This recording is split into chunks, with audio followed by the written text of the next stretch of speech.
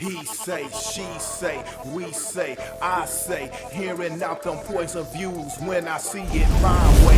Yes it goes, yes it knows, maybe so's, probably not, shoulds and coulds, do's and don'ts, your wills and won'ts is how you rock. Politicians and religions, on your house or are you renting? Is you married, is you single, meta interest when you mingle, turn out to be someone you into, so how long before the bed get wrinkled? Children when they tripping, is it time out or do you whip them? Opinions and decisions, hunches, intuitions, may or may not get it, cause people's experience different. Check the prejudice at the door. Speak the mind, you give the flow. Tell the truth if it's sweet or sour, cause the hour we spitting that fire.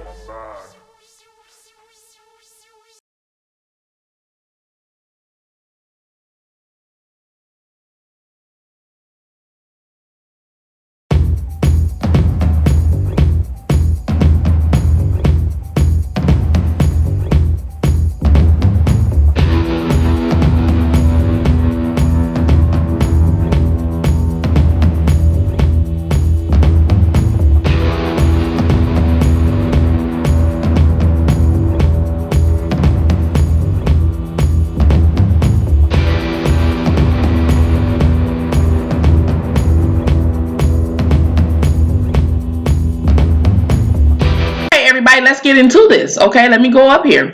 Michael Jackson win a state appeal. Win a state. I am so tongue tied. I'm so sorry. Michael Jackson estate win appeals and lawsuit over HBO Leaving Neverland. Okay. The Jackson estate sued HBO for $100 million, arguing that the documentary violated a 27-year-old non-disparagement clause from the 1992 concert film. This is dated today from December 14 by Variety. Okay, an appeal court on Monday handed a victory to the estate of Michael Jackson in its battle over the 2019 HBO documentary Leaving Neverland, which accused the late singer of sexually abusing two young boys. The Jackson estate sued HBO for $100 million, arguing that the documentary violated a 27-year-old disparagement clause from the 1992 concert film From the Dangerous Tour. HBO has argued that the clause was irrelevant to the present dispute and accuses the Jackson estate of seeking to silence victims of sexual abuse. Okay, here's the thing. We're going to talk about this right here. We're going to talk about this right here. We're going to talk about this right here. Okay, we're going to talk about this clause right here. This is what they are not getting. This is what I have been trying to tell everybody early in 2019 before everybody was talking about some they fight for injustice. Okay, this is the thing that Spittinfire was speaking on. If you were riding with me from early 2019, before I knew all these other bloggers, before I knew anybody, when I was sitting in my car and I was talking to you guys, and when I was ranting and I was telling you guys about the law, I'm going to tell you things that I know. I'm not going to tell you things that I think. I'm going to tell you things that I know about the law. Okay, and if there's any updates to that and any amendments to that, I will bring you that. But in the meantime, this right here, what I'm highlighted in blue, I'm going to sit up here and do commentary on that. So it says, accuses the Jackson estate of seeking to silence victims of sexual abuse. And I'm going to, they seem to not be able to get it, but we're going to talk about that here on Spittinfire. And I told you that I'm only going to come back when there's some exclusive and some some good news dropping in. This is a good news drop thing. This is a victory for the Michael Jackson. And I am so happy his estate won. Last year, a lower court granted the estate motion to take the dispute to arbitration. As provided by the contract, HBO appealed, but on Monday, 3-judge panel on the Ninth Circuit Court of Appeals upheld the lower court's ruling. The judges conceded to the suit may be frivolous, as HBO has claimed, but it said it would be up to an arbitrator to make that call. The contract contained a broad arbitration clause that covers claims that HBO discharged Jackson in violation of ongoing confidentiality obligation, the panel ruled. We may only identify whether the parties agree to arbitrate such claims. It is for the arbitrator to decide whether those claims are meritorious. Okay? So it is only for the arbitrator to say if it has merit or not. HBO has sought to void arbitration, saying that the network had never intended to grant Jackson and his heirs a veto over anything the network might ever want to say about him. The network's attorney, Theodore Boutros, also argued that the 1992 contract had effectively expired once each side fulfilled its obligation. Okay. The panel, Circuit Judges Richard Paez and Lawrence Van Dyke and District Judge Karen Emergalt, rejected that argument. The arbitration clause can still bind the parties, even if the parties fully performed the contract years ago, they ruled. See what I'm saying? I told you guys about contracts. Okay, I told you guys about contracts. I did in 2019. I told you guys all of this stuff. The network can appeal the panel's ruling to the Ninth Circuit, or now make the argument before an arbitrator. Okay, I think that's it on that or whatever. So let's get to it. Okay, so we all seen the documentary, or majority of us seen the documentary of Leaving Neverland. Now, I'm going to confess something to you guys. I never watched it. After watching Surviving R. Kelly once and thought that he was a monster, and I had to go back and watch it again to realize that they were lying, my opinion, I knew that these people were doing the same thing. I just didn't think there was no reason and any reason to go after and try to tarnish a man who is not here legacy. You know, he fought the case, he went to court, he did everything. What is the purpose of trying to go back and reconvict people? What is the purpose of this? Michael Jackson went to court, he won his case. They tried to convict him again. Only he had died. So therefore they had to go after his estate and his legacy.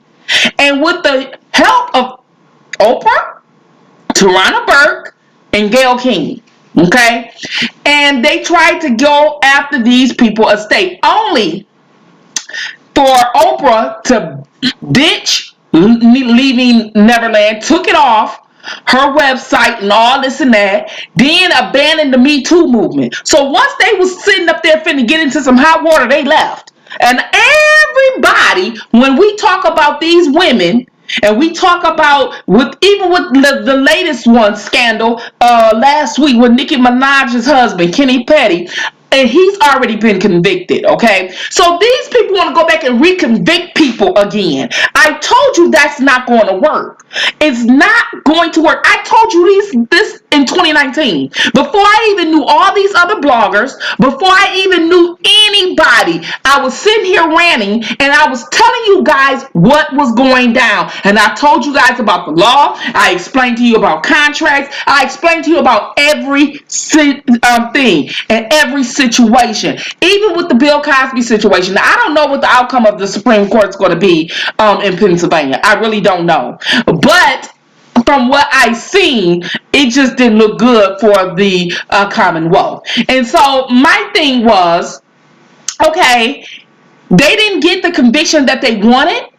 So they went back and got it because he was found not guilty the first time. You tried him again. Then this time you allowed 5 bad in the Bill Cosby situation. Prior bad acts come in, but the first time when he was not guilty, you only let 1. Whether it was 1 or 5 or anything, it didn't make sense. And just like the judges said, well, if he did all these things, you didn't even need no prior bad acts. So this is the situation I'm having. So when they don't get the conviction that they want, they're reconvicting people, which is double jeopardy. And people say, well, if it's on a Fed level, they ain't double jeopardy. It's double jeopardy, period. Period. You know what I mean? And so this is one of the situations that I was telling everybody. It was like, the feds can pick it up, to this, and and we can say it's some more girls, and we can say this and this and that. That's why they need other people, so they can say that it ain't double jeopardy, so they can have other people that come and say that he did the same thing to them and there's new charges, and now that it's all he traveled, we can use the feds to do it. And this is how we can get him. And I'm talking right now pertaining to the R. Kelly situation. But They're going to go back and say, if they use that tape, they're going to say, didn't this tape was in that state case that he was found not guilty? Didn't they do that? These three men are being charged. Two of them are being charged with pedophilia. Michael Jackson with these little boys, R. Kelly with some alleged underage girls, and then drugging serial rapists as they trying to accuse America's dad of. All of them are black. All of them are accused of being rapists. What did I tell you about being a rapist? What did I tell you about the 350 rule? What did I tell you when the law first started? When we first had a law, before we were even born, we were slaves when these laws were put in place that the Negro man would be rapists, and that stigma has still going on to this day. All these rich men, all these powerful men, all of them have a whole lot of money that a lot of people will do anything for to get their hands on the money, and you're going to tell me that they're rapists when you got women voluntary? It is just unnecessary energy. It's unnecessary energy. People say, well, rape is about power and they can just do it because they want to feel empowered. You can't feel empowered when somebody's a willing participant and willing to do anything because you have the money. That killed that. Now, entitlement, yes, but the power they already have. So I don't understand why people are not using logic when it comes to this stuff. I told you about these laws.